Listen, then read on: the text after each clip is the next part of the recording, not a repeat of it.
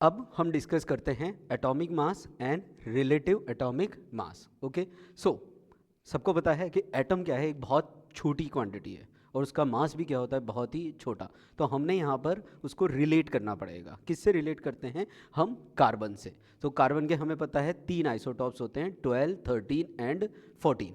हम कौन सा वाला मास कंसीडर करते हैं? C12। तो और इसीलिए हम बनाते हैं रिलेटिव एटॉमिक मास। तो रिलेटिव एटॉमिक मास के लिए हम डिफाइन भी करते हैं क्या? 1 AMU।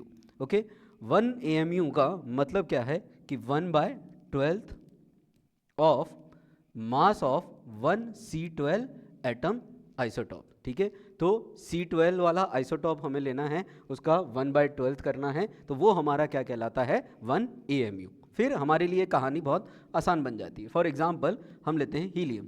हीलियम का एटॉमिक नंबर होता है 2 और मास नंबर क्या होता है? 4। तो इसका जो मास है वो क्या हो जाएगा? 4 AMU।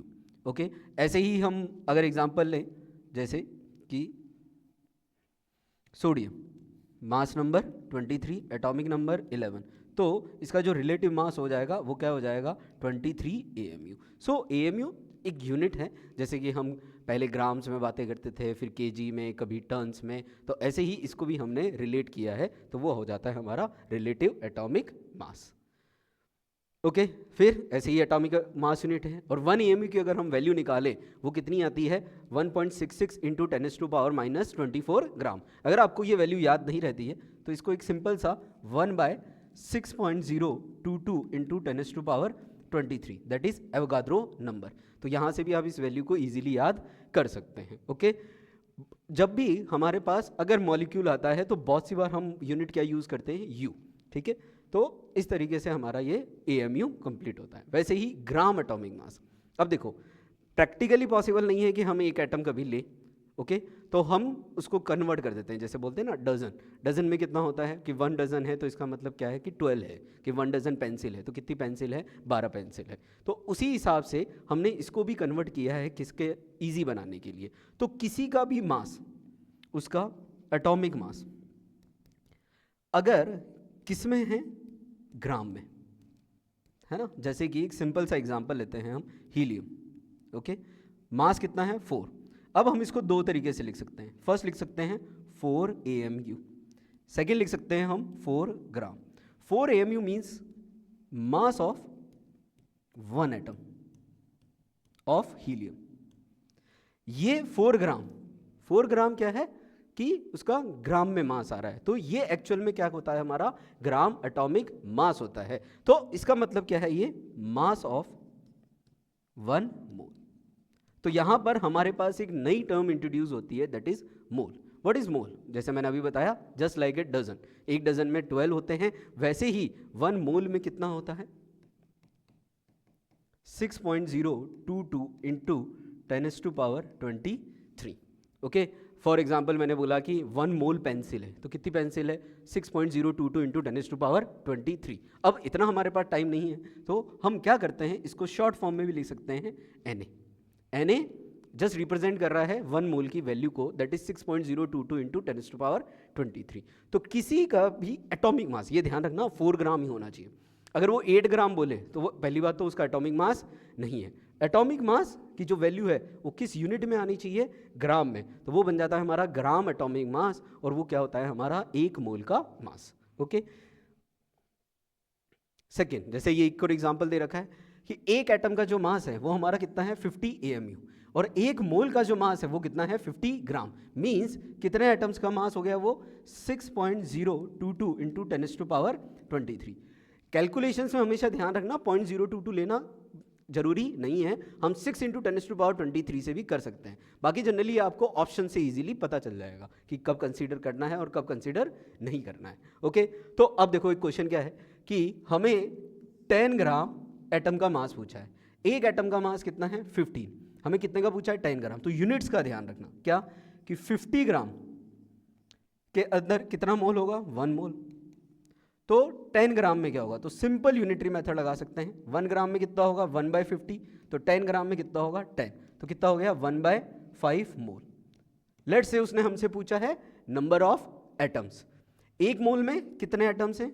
6.022 इंटू 10⁻23।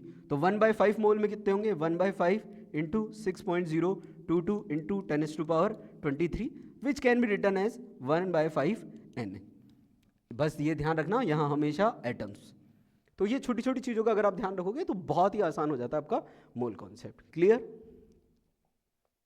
अब जैसे ही एटम मास होता है वैसे ही क्या होता है? Molecular mass. तो अगेन इसका एक एग्जांपल लेते हैं हम।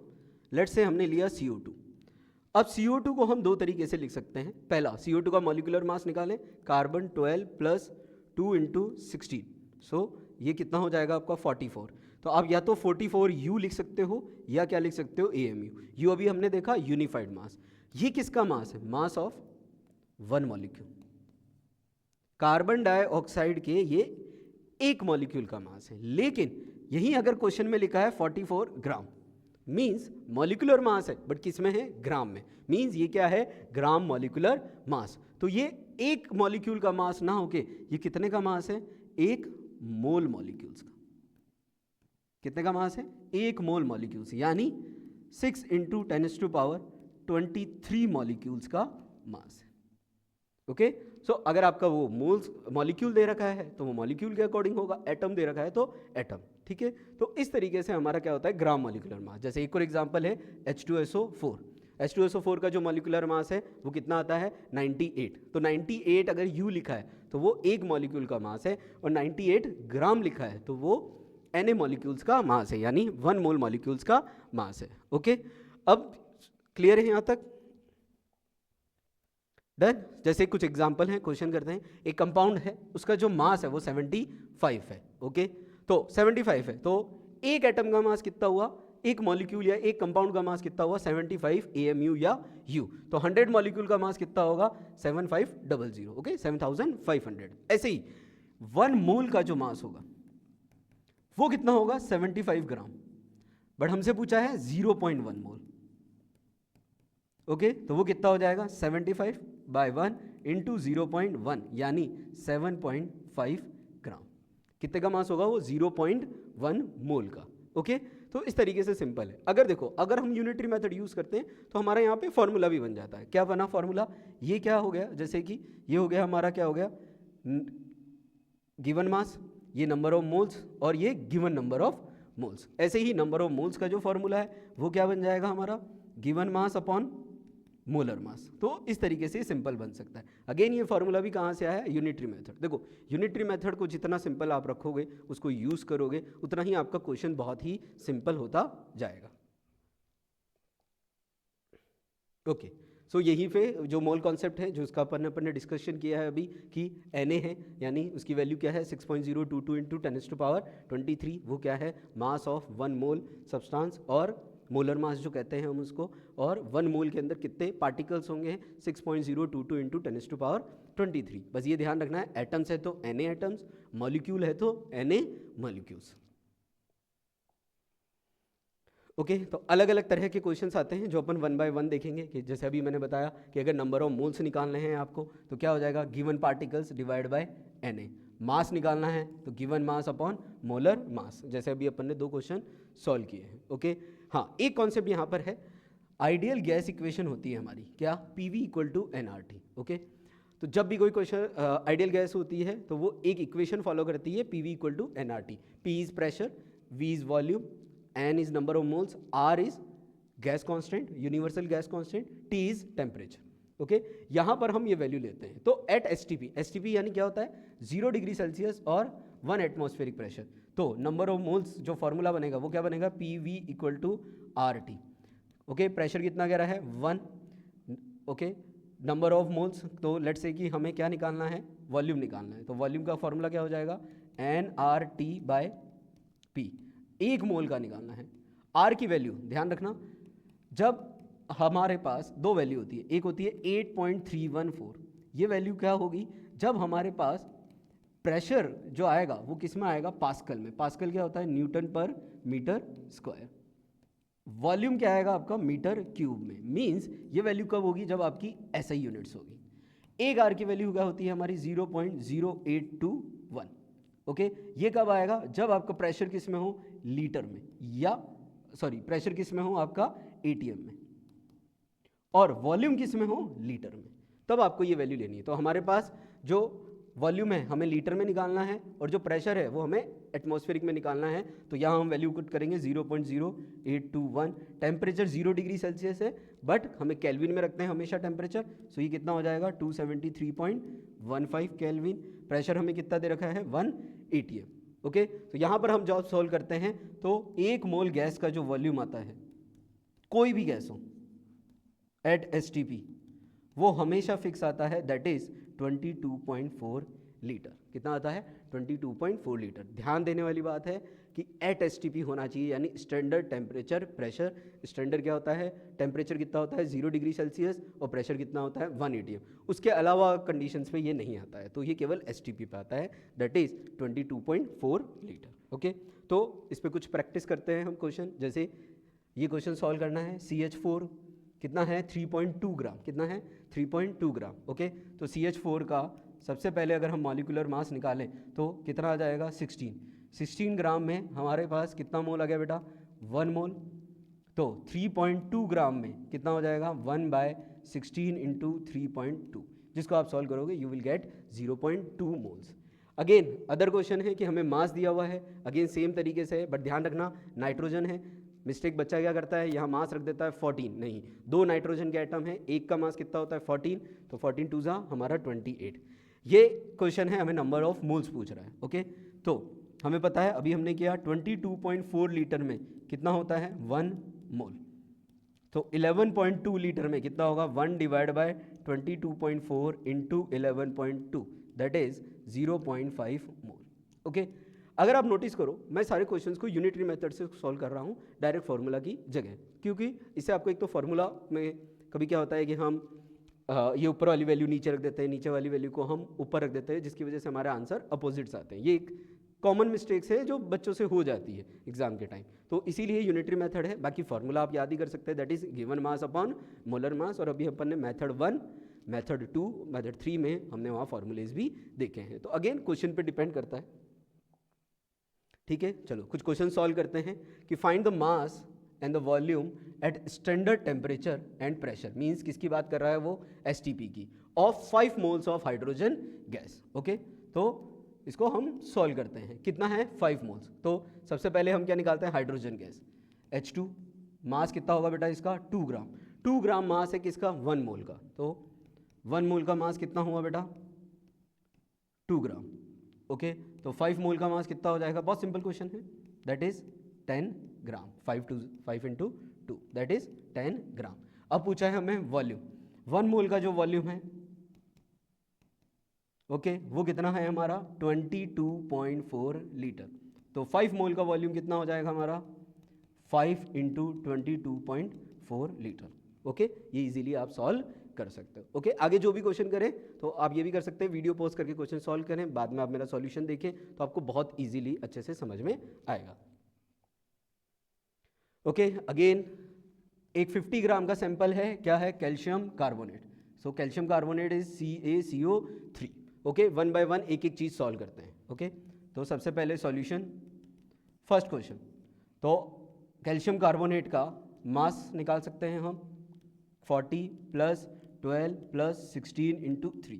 ओके, इसको सॉल्व करने पे हमारा मास आएगा बेटा 100 ग्राम। कितना आएगा 100 ग्राम। तो इसका मतलब क्या है, मॉलिक्यूलर मास है किस में है ग्राम में, तो 100 ग्राम का जो मास है उसका कितना मोल होगा 1 मोल। मतलब 100 ग्राम कैल्शियम कार्बोनेट क्या होगा 1 मोल। क्यों, क्योंकि मॉलिक्यूलर मास किस में है ग्राम में। हमारे पास कितना बेटा 50 ग्राम, तो कितना होगा 1/100 इंटू 50, दैट इज ये कितना आ जाएगा हमारा 1/2 mole. Okay, so first question number of moles कितने होंगे 1/2 moles. Second, calculate the total number of molecules. ध्यान से देखना क्या है मॉलिक्यूल। सो कैल्शियम कार्बोनेट भी क्या है मॉलिक्यूल है, तो 1 मोल मॉलिक्यूल में कितने पार्टिकल्स होंगे Na की वैल्यू 6 इंटू 10⁻23 मॉलिक्यूल्स। ओके, यहां आप पेन चलाते रहना, आपको लिखना पड़ेगा मॉलिक्यूल्स। ठीक है, थर्ड क्वेश्चन करेंगे तो आपको समझ में आएगा कि यहां लिखना बहुत जरूरी है। ओके, हमारे पास कितना है moles, half mole. So half mole molecules, 1 मोल में कितना है Na, तो हाफ में कितना होगा Na/1 इंटू हाफ मॉलिक्यूल्स। ठीक है, which you can write 0.5 Na molecules. Okay, तो ये सिंपल है। लेकिन अब आगे देखिए, find the total number of atoms. Okay, अगर आपको पता हो कैल्शियम कार्बोनेट, इसके अंदर कितने एटम्स हैं? 3 ऑक्सीजन के एटम है, 1 कैल्शियम का एटम है और 1 कार्बन का एटम है। तो टोटल कितने एटम है? 5 एटम। इसको हम क्या कहते हैं? एटोमोसिटी। क्या कहते हैं? एटोमोसिटी। कि जिस मॉलिक्यूल में जितने एटम्स हैं उसे हम क्या कहेंगे? एटोमोसिटी। तो इसके अंदर कितने एटम्स हैं? 5 एटम। बट किसमें है? एक मॉलिक्यूल में। एक मॉलिक्यूल में कितना एटम है? 5 एटम्स। ओके, तो लेट्स से 10 मॉलिक्यूल होंगे तो कितने होंगे? 50 एटम्स। बट हमारे पास 50 ग्राम में कितने मॉलिक्यूल्स आ रहे हैं? 0.5 Na। तो इसको और थोड़ा सिंप्लीफाई करते हैं। Na मॉलिक्यूल्स में कितने एटम्स होंगे? किसमें? Na मॉलिक्यूल्स में। तो एक मॉलिक्यूल में 5 एटम है, तो Na मॉलिक्यूल्स में कितने होंगे? 5 Na एटम्स। ओके, और मेरे पास एक्चुअल में 50 ग्राम में कितने हैं? 0.5 Na। तो 0.5 Na मॉलिक्यूल्स में कितने एटम होंगे? 0.5 इंटू 5 Na एटम्स। ओके, ये कैलकुलेशन वाला पार्ट अपन कर सकते हैं। ओके, आया समझ में? तो नंबर ऑफ क्या पूछा है हमसे? एटम्स के बारे में पूछा है। क्या पूछा है? Number of atom. तो ध्यान रखना, मॉलिक्यूल्स के अंदर एटम पूछा है तो बहुत सिली मिस्टेक क्या हो जाती है? 0.5 Na एटम्स लिख आता है क्वेश्चन में बच्चा आंसर में। फिर पूछा है determine the number of oxygen atom. देखो बहुत सिंपल है, कैसे करना है इसको अपन यहां सॉल्व कर लेते हैं। Okay, fourth question, determine the number of oxygen atom. Again 1 molecules, calcium carbonate में कितने ऑक्सीजन के एटम है बेटा? 3 ऑक्सीजन एटम्स। ओके, मेरे पास नंबर ऑफ मॉलिक्यूल्स कितने? 0.5 है। अभी हम डायरेक्टली कर सकते हैं। तो एक मॉलिक्यूल में कितने हैं? 3। लेट्स से 10 मॉलिक्यूल होंगे तो 30 एटम। तो ऐसे ही 0.5 Na, तो कितना हो जाएगा? 0.5 Na। ओके, इनटू हमारा कितना हो जाएगा? 3 ऑक्सीजन एटम्स। ओके, तो ये कितना हो जाएगा हमारा? 1.5 Na ऑक्सीजन एटम्स। अगर वो हमें पूरी वैल्यू पूछ रहा है तो हम Na की वैल्यू रख देंगे, दैट इज 6 इंटू 10⁻23। तो ये हमारा इजीली सॉल्व हो जाएगा। तो आई होप यहाँ पे ध्यान रखना, मोल्स, मॉलिक्यूल, एटम और ऑक्सीजन एटम। देखो यही चीज़ है, हमारा फोकस यही चीज़ डिफाइन करेगा कि हम वर्डिंग को, क्वेश्चन को अच्छे से समझ पा रहे हैं या नहीं समझ पा रहे हैं। नहीं तो हम फटाफट क्वेश्चन करने के चक्कर में क्या करते हैं कि हमारा क्वेश्चन हमसे एटम्स पूछ रहा है, हम मॉलिक्यूल्स निकाल लेते हैं। तो ये चीज़ का हमें ध्यान रखना है। ओके, चलो let's move to the next question. Calculate the number of moles, molecules and protons. Okay, तो नई चीज ऐड की है, बट ध्यान रखना क्वेश्चन में क्या गिवन है? 44.8 लीटर। देखो गिवन डाटा से ही पता चलेगा कि हमें आगे क्वेश्चन कैसे प्रोसीड करना है। Clear? Of nitrogen gas at STP है यहाँ पे। क्या है? Eight STP। तो अगेन हमें पता चल जाएगा क्या कि 1 मोल जो गैस है उसका STP पे वॉल्यूम कितना होता है? 22.4 लीटर। ओके, तो 22.4 लीटर पे कितना है? 1 मोल गैस है। हमारे पास कितना है? 44.8 लीटर। तो यहाँ कितना हो जाएगा? तो 22.4 में कितना है? 1। तो easily you can solve it. 22.4 into 44.8 litre. तो यहाँ पर कितना आ जाएगा बेटा? 2 मोल गैस है। किसकी? नाइट्रोजन की। कितनी गैस आई? 2 मोल्स। ओके, फिर क्या पूछा है? Number of molecules. एक मोल में कितने मॉलिक्यूल्स हैं? Na, यानी 6 इंटू 10⁻23। तो 2 मोल्स में कितने हो जाएंगे? 2 Na molecules. Okay, of nitrogen. Next चीज क्या पूछी है हमसे? नाइट्रोजन के प्रोटॉन। देखो सिंपल सा है, नाइट्रोजन का एटॉमिक नंबर होता है 7, मास नंबर होता है 14। तो इसमें प्रोटॉन कितने होंगे? 7, क्योंकि जितना एटॉमिक नंबर होता है उतने ही प्रोटॉन होते हैं। बट हमारे पास N2 में निकालना है, तो एक N2 में कितने प्रोटॉन्स होंगे बेटा? 14 प्रोटॉन्स। कितने होंगे? 14। तो 10 N2 में कितने होंगे? 140 प्रोटॉन्स। बट हमसे पूछा है 44.8 लीटर में। तो 44.8 लीटर में मॉलिक्यूल्स कितने आ रहे हैं? 2 Na मॉलिक्यूल्स ऑफ नाइट्रोजन। किसमें? 44.8 लीटर में। और एक मॉलिक्यूल में नाइट्रोजन में कितने प्रोटॉन है हमारे पास 14, तो 2Na में कितना हो जाएगा 14 इंटू 2Na प्रोटॉन्स। ओके तो ये पूरी जो कहानी है हमारी इस तरीके से सॉल्व होगी। यहाँ से समझने वाली बात क्या है कि हमें बेसिक्स पता है, क्वेश्चन हमें मिला रहा है और हमें उसके डॉट्स को कनेक्ट कर रहा है और हमारा क्वेश्चन बहुत ही इजीली सॉल्व हो जाएगा, but step by step solve करना है। Okay let's move to the next question. एक सैंपल है कार्बन डाइऑक्साइड का, contain 16 Na oxygen atom. Okay थोड़ा सा हमने क्वेश्चन का लेवल इंक्रीज किया है तो दूसरे तरीके से सोचना है। Okay calculate the number of moles of carbon dioxide. Okay तो बहुत सिंपल है, आप आराम से गिवन डेटा लिखिए। यहाँ कितना दे रखा है कार्बन डाइऑक्साइड, तो एक चीज देखो 1 मॉलिक्यूल ऑफ कार्बन डाइऑक्साइड में क्या है 2 एटम्स ऑफ ऑक्सीजन है। क्या है 2 एटम्स ऑफ ऑक्सीजन है, यानी एक मॉलिक्यूल में 2 ऑक्सीजन के एटम है, जो हमने पहले सॉल्व किया। बस इस कहानी को इसने उल्टा पूछ लिया। अगर 2 ऑक्सीजन के एटम हैं तो एक मॉलिक्यूल ऑफ कार्बन डाइऑक्साइड है, तो मैं आसान बनाने के लिए मैं लिख भी देता हूं कि 2 ऑक्सीजन के एटम्स हैं तो 1 मॉलिक्यूल ऑफ क्या है CO2 है। यस और नो? तो लेट्स से ये 20 है, तो ओके 2 में 1 है तो 20 में कितना हो जाएगा हमारा 10 हो जाएगा। बट हमें कितना दे रखा है 16 Na। ठीक है इसको और थोड़ा सिंपल बनाते हैं। अगर 2 Na ऑक्सीजन के एटम्स हैं तो यहां कितने मॉलिक्यूल्स हो जाएंगे बेटा Na मॉलिक्यूल्स। ओके और हमारे पास क्वेश्चन में कितना दे रखा है 16 Na। अगेन यूनिटरी मेथड से इजीली हो रहा है हमारा। तो 2 Na ऑक्सीजन एटम में Na मॉलिक्यूल्स हैं तो 16 Na में कितना होगा हमारा Na divide by 2Na into 16 Na oxygen जो मॉलिक्यूल्स बन जाएगा। सो Na से Na कैंसर 2 तो कितना आ जाएगा 8 Na। ओके इसको इधर सॉल्व करते हैं तो हमारे पास मॉलिक्यूल्स कितने आए 8 Na मॉलिक्यूल्स आए किसके कार्बन डाइऑक्साइड के। किसके है कार्बन डाइऑक्साइड के। हमसे क्या पूछा है नंबर ऑफ मोल्स। हमें पता है एक मोल में क्या होगा Na मॉलिक्यूल्स हैं तो 8 Na मॉलिक्यूल्स में कितना होगा 8 moles of carbon dioxide. Clear. फिर नेक्स्ट क्वेश्चन क्या पूछा है determine the mass of carbon dioxide. Okay एक मोल कार्बन डाइऑक्साइड का मास कितना होता है बेटा 44 ग्राम। तो 8 मोल का कितना हो जाएगा 1 मोल का कितना होता है 44 ग्राम मॉलिक्यूलर मास इन ग्राम। तो 8 मोल का कितना हो जाएगा 8 into 44 gram of carbon dioxide.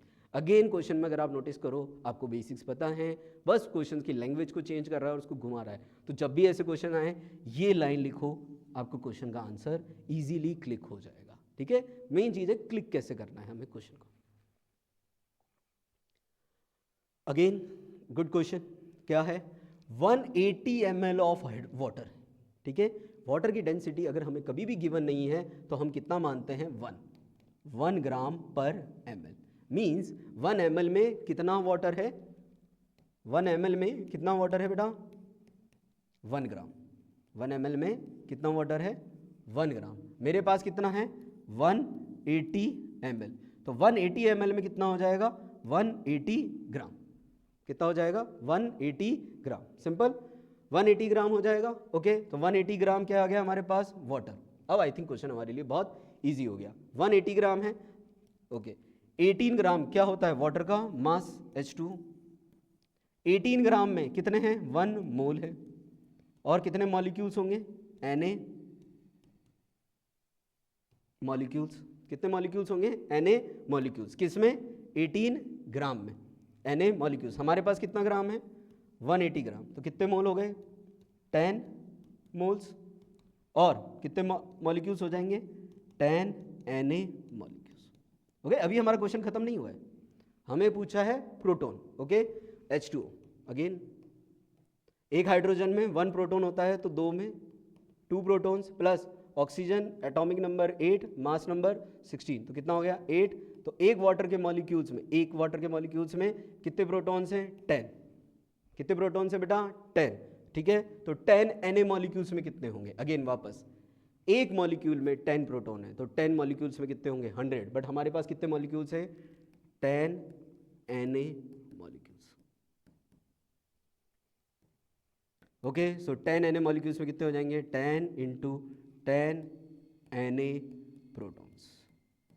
ठीक है, again you can easily solve it, 100 Na protons. But ध्यान रखना Na की वैल्यू हमें पुट करनी है 6.022 इंटू 10⁻23। इसी तरीके से क्वेश्चन होगा। देखो ऑप्शंस आएंगे, हमें उसके अकॉर्डिंग पता चल जाएगा। तो देखो वेराइटीज चेंज कर रहा है क्वेश्चन में, है ना। बट अगर आपको छोटी छोटी सी चीज़ें बताएगी, वाटर के मॉलिक्यूल में कितने ऑक्सीजन है, कितने प्रोटॉन है, तो आपको इजीली क्वेश्चन कर सकते हो।